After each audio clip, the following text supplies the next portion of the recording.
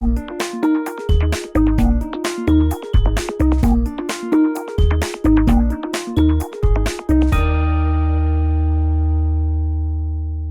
to Frequency Matters, the RF Microwave Update series. I'm Pat Hindle, and I'm here with my co-host Eric Heim.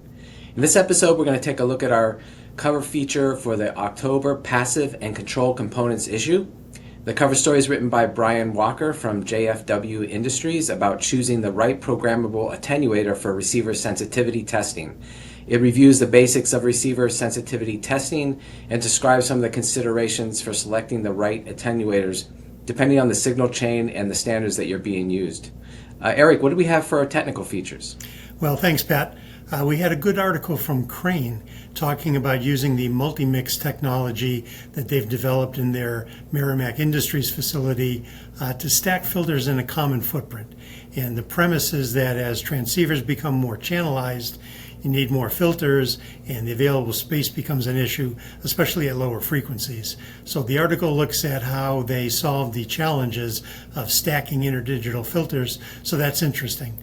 We also had an article from Thomas Bogle of Rohde and Schwartz and Dr. Ulrich Rohde that looks at how to optimize transceiver performance, meaning the transmit and receive chains are in proximity. And the article focuses on sub 600 megahertz applications, but the techniques and philosophies are general. And it's a good look at interference and intermodulation, along with filter selection and placement. Yeah, and we had a special guest join us for this episode.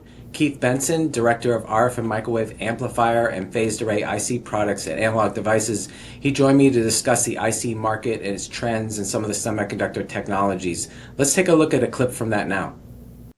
What factors do you consider when you're choosing a semiconductor platform? What goes into that decision? I think the first thing we may think about is about the cost. Is there a certain cost target with a requirement that would push us more of a silicon-based solution? Gallium nitride today is still largely 4-inch based wafers. Gallium arsenide is still largely 6-inch based wafers. So if you really want to get the economies of scale of a 12-inch wafer, you'd push towards silicon. So I think that would probably be the first consideration. Is there a benefit to using silicon from a cost perspective? Then next, I think we look at performance. Is there something about the requirement that has a really high power density aspect to it that might push us towards gallium nitride? Is there something about the requirement that would have a SPI interface or a memory that's included to it? We maybe look towards silicon. Or if there's something with a low noise figure requirement or high linearity in the receive that may push us towards gallium arsenide. And then, like we've talked about, if there's more of a complete solution requirement where we maybe combine multiple semiconductors at the package level, we maybe be looking more of like at a SIP solution where we can solve more of the problem for the customer. So I think those are some of the things we think about when we look at the different technologies and where we combine at the IC level, or do we combine at the package level, and how much is the right mix for the requirement. So it was very interesting to talk with Keith about the IC market. I hope you enjoy that interview. Turning to the news, Cesium Astro, SES, and Hughes announced a successful over-the-air demonstration of a scalable Ka-band active phased array terminal for satellite communications. The demonstration was conducted by Cesium Astro, and it paired the company's medium form factor terminal with Hughes software-defined modem connecting through the SES GEO satellite. This news is a key milestone on Cesium Astro's roadmap to fly qualified Ka-band terminals on the commercial and defense platforms, and they recently announced that they were demonstrating that terminal on the U.S. Air Force MQ-9A Reaper, so they're making a lot of progress there. And also keeping on the SATCOM topic, Keysight Technologies introduced a new phased array antenna control and calibration solution. It's an over-the-air calibration and characterization solution that enables satellite designers developing active electronically scanned arrays for satellite communications applications, and it rapidly helps them test their designs early for validation. Eric, what did you see in the news? Well, I saw that Ericsson released the latest update to their Microwave Outlook report. And the report is bullish on E-band spectrum for 5G backhaul, and it also forecasts a gradual increase in fiber versus microwave for backhaul. They're forecasting that the fiber microwave split will be about 50-50 by 2030. And the report is more than just a forecast, however. It also looks at innovation in antenna designs and how AI can lower OpEx for transport networks. So that's worth a look. And supporting the rumblings that we're all hearing, the Dell'Oro Group is forecasting that worldwide telecom capex will drop by 7% by 2025. And they define telecom as wireless and wireline, but they say that wireless is the main culprit for the decline. And despite growth in India, that won't be enough to offset deceleration in North America. So that bears watching. Yeah, I definitely heard that from some of the vendors at European Microwave Week, and we had a talk at EDICon Online that also addressed that from Joe Madden.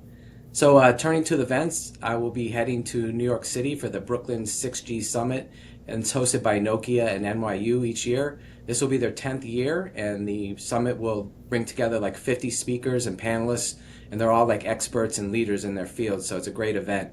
And the summit will also showcase 20 live demonstrations, and it will award the annual Wireless Pioneer Award at the event, so I'm really looking forward to that. And also I wanted to note that Comcast 2023 that takes place in Israel, and it was scheduled for November, it will be postponed for obvious reasons, and hope everybody is safe there. How about you for events, Eric? Well, I'll be going to AOC in December, and I'm looking forward to it. There's a good roster of companies that will be exhibiting, lots of familiar names from the more commercial conferences that we run into, along with many of the companies that you'd expect at a defense show. The theme is superiority in the electromagnetic spectrum, and spectrum's a big topic in all market segments, but control of that spectrum takes on a different meaning in defense applications, so that'll be interesting. And just a reminder, EDICon Online takes place every Wednesday in October, covering topics in RF, microwave, signal integrity, power integrity, and EMC, EMI. And we're halfway through the event, and the first 2 days have been big successes. So there's still time to catch the last 2 days, so don't miss out. And register now at edicononline.com. That wraps up this episode. Our sponsors are RFMW and Analog Devices. RFMW is a technical distributor of RF and microwave products, and now power management products as well. When you start your next design, consider their multiple product lines. And Analog Devices is a leader in the design, manufacture, and marketing of a broad portfolio of high-performance analog, mixed signal, and digital signal processing integrated circuits used in virtually all types of electronic equipment. And remember, as a member of the industry, a subscription to Microwave Journal is free, so please visit our site and subscribe today if you're not already a reader. Thanks for watching, and please join us next time for another Frequency Matters.